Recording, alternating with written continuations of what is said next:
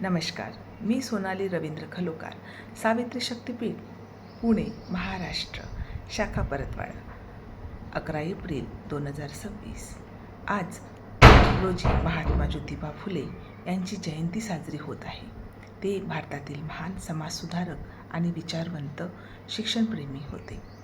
पूर्ण नाव ज्योतिराव गोविंदराव फुले.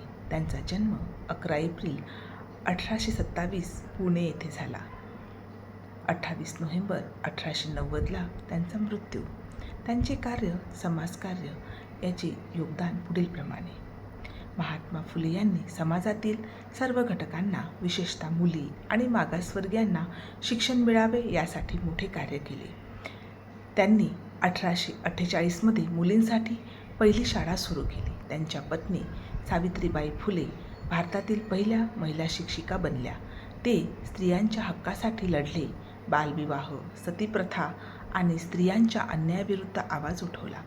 समाजातील जातीभेद आणि अस्पृश्यतेविरुद्ध त्यांनी संघर्ष केला.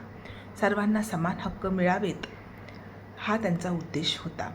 1873मध्ये त्यांनी सत्यशोधक समाज स्थापन केला. त्याचा उद्देश समाजात समानता आणि न्याय प्रस्थापित करणे हा होता. त्यांची प्रसिद्ध पुस्तके गुलामगिरी आणि शेतकऱ्याचा आसूड ही होय.